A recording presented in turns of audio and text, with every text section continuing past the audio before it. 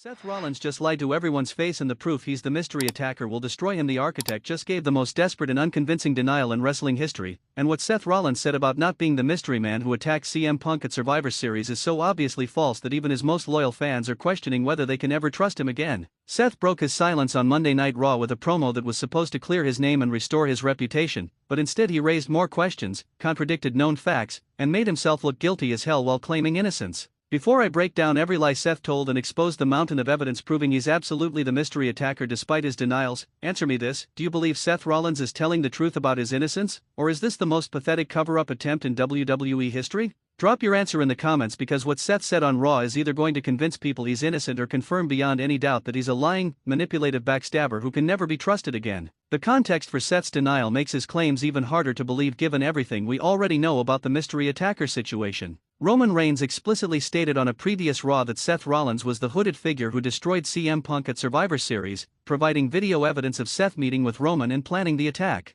Multiple sources reported seeing Seth in suspicious locations around the arena at times that matched when the mystery man was preparing for the assault. The physical build and movement patterns of the mystery attacker matched Seth's body type and in-ring style almost perfectly. Every piece of circumstantial evidence pointed to Seth being guilty, yet he waited weeks to address the accusations, letting speculation and anger build while he remained conspicuously silent. The delay in responding made people assume Seth was guilty and had no good defense, so when he finally spoke on Raw, expectations were that he'd either confess or provide incredibly compelling evidence of his innocence. Seth Rollins' entrance on Raw was different from his usual high-energy, confident arrival. He looked serious and somewhat defensive, walking to the ring without his typical swagger or playing to the crowd. When he grabbed the microphone, his first words immediately set the tone for what would be a contentious and controversial promo. "I've been called a lot of things in my career. I've been called a sellout, a traitor, an architect of my own success and other people's failures. Most of those things were true, and I owned them. But there's one accusation that's been thrown at me over the past few weeks that is absolutely, categorically false.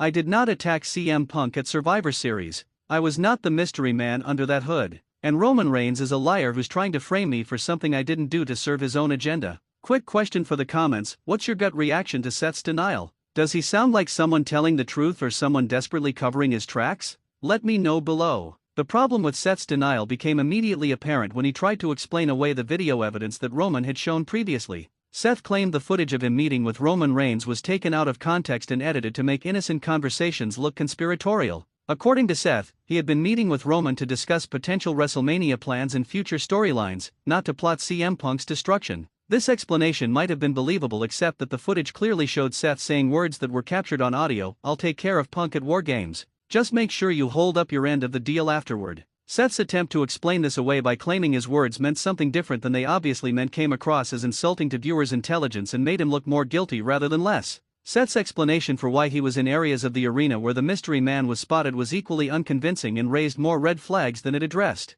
He claimed he was checking on production elements for his entrance and talking to crew members about timing and logistics. While wrestlers do sometimes handle these details personally, Seth's specific locations and timing exactly matching the mystery man's movements strained credibility beyond breaking point. The statistical improbability of Seth innocently being in all the right places at all the right times by pure coincidence was astronomical, and everyone watching knew it. Seth had to know how weak this explanation sounded, yet he delivered it with as much conviction as he could muster, which made the whole performance feel increasingly desperate. The most damning part of Seth's defense was when he tried to address why his body type and movement patterns matched the mystery attacker. Seth argued that lots of wrestlers have similar builds and that Roman could have hired anyone who was approximately Seth's size to commit the attack and frame him. This argument completely ignored the fact that the mystery man's specific in-ring movements, the way he threw strikes, and his general physical presence matched Seth's style so precisely that multiple trained wrestling observers and former wrestlers had identified the movements as uniquely Seth's. Body doubles can match general size, but perfectly replicating someone's movement patterns and fighting style requires either being that person or being trained specifically to mimic them.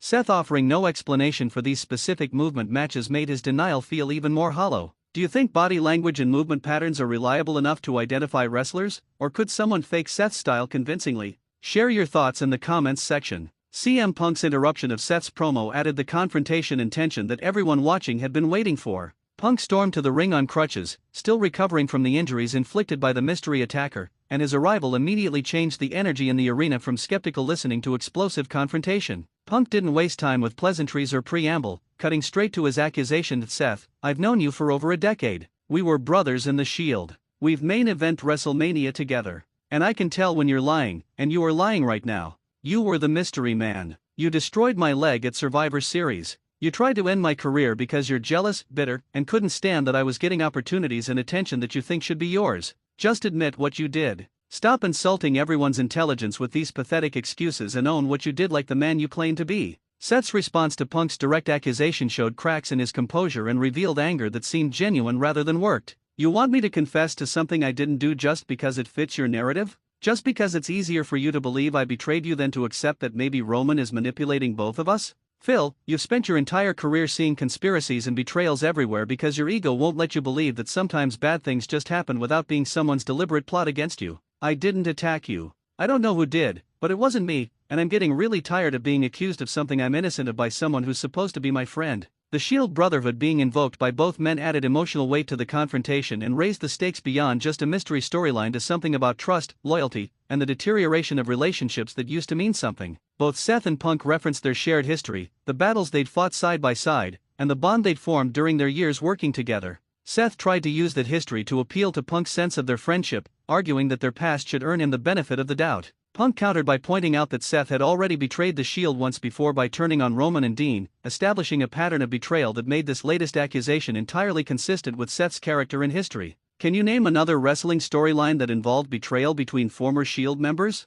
Comment your examples because the Shield's breakup continues generating compelling stories years later. The evidence that emerged during this confrontation made Seth's denials increasingly untenable. Punk revealed that he had his own investigative team review footage from Survivor Series and they'd identified the mystery man's ring boots as a custom design that only Seth Rollins wears. Seth tried to claim his boots had been stolen or that someone could have purchased similar boots to frame him, but the specificity of the custom design made this explanation laughably weak. When Punk then revealed that DNA evidence from skin cells found on the hood the mystery man wore matched Seth's DNA profile, Seth's face showed genuine panic for the first time. Seth sputtered that the DNA must have been planted or contaminated, but his flustered response and inability to provide coherent alternative explanations made everyone watching more convinced of his guilt rather than less. Paul Heyman's involvement added another layer as the Wiseman appeared on the stage to provide additional information that contradicted Seth's claims. Heyman revealed that phone records showed extensive communication between Seth and Roman Reigns during the weeks leading up to Survivor Series, with message content suggesting coordination and planning of some kind of operation. Seth tried to dismiss this as normal professional communication between wrestlers who sometimes work together, but Heyman read specific message excerpts that included phrases like "the target won't know what hit him" and "make sure the timing is perfect so there's no chance of interference."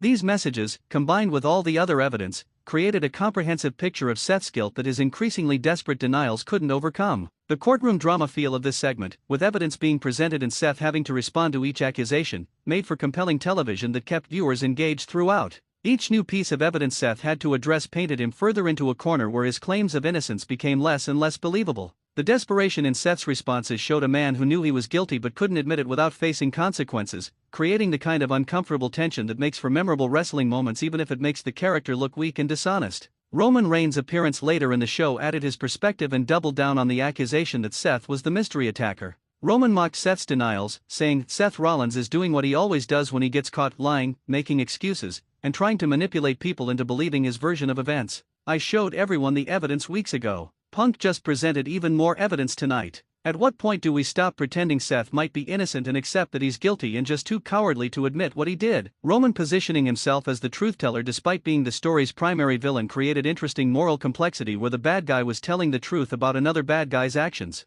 Do you find it frustrating when heel characters are actually right about things? Or does that moral complexity make storylines more interesting? Share your perspective in the comments. The social media reaction to Seth's denial was overwhelmingly skeptical, with the vast majority of fans expressing disbelief in his claims of innocence. Hashtags like #SethIsLying and #AdmitItSeth trend worldwide as people mocked his transparent attempts to deny overwhelming evidence. Wrestling analysts broke down the evidence point by point, showing how Seth's explanations failed to account for multiple damning facts. The court of public opinion had convicted Seth of being the mystery attacker, and his denial only made people more convinced of his guilt while also making him look cowardly for not owning his actions. Some fans created satirical videos comparing Seth's denials to famous cases of guilty people claiming innocence despite obvious evidence, adding humor to a situation that was genuinely frustrating for people who just wanted Seth to be honest. The few people defending Seth's potential innocence argued that Roman Reigns is a master manipulator who could have orchestrated an elaborate frame job to turn everyone against Seth and eliminate him as a threat. This conspiracy theory suggested Roman hired someone to impersonate Seth, planted DNA evidence, fabricated messages, and coordinated everything to make Seth look guilty while actually being innocent.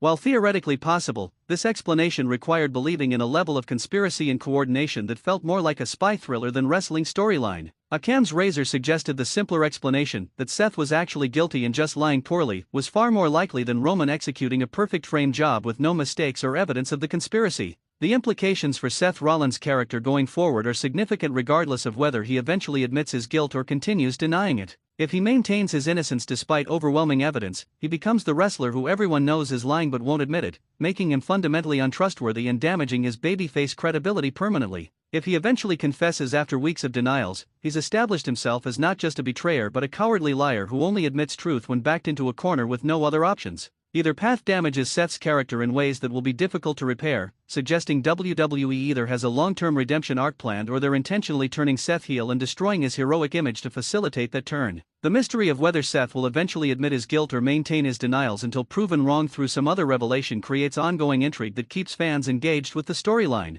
WWE has established enough evidence that most viewers believe Seth is guilty, but leaving a small possibility of innocence or more complex explanations keeps the story from feeling completely resolved. The company can either have Seth confess in a moment of emotional breakdown, have additional evidence emerge that proves his guilt definitively, or even reveal some twist that partially exonerates Seth while confirming some aspects of the accusations. Each possibility offers different storytelling opportunities and different character directions for Seth going forward. So here's my final question, and I genuinely want to hear all perspectives on this. Do you believe there's any chance Seth Rollins is actually innocent and Roman framed him? Or is Seth 100% guilty and just a terrible liar who can't sell his denial convincingly? And regardless of guilt or innocence, has Seth's handling of these accusations damaged his character permanently? Or can WWE repair his reputation if they want to? Get in those comments right now and share your take, because Seth Rollins' credibility is on the line and whether fans can ever fully trust him again depends on how WWE resolves this mystery and whether Seth can provide better answers than the pathetic excuses he offered on Raw.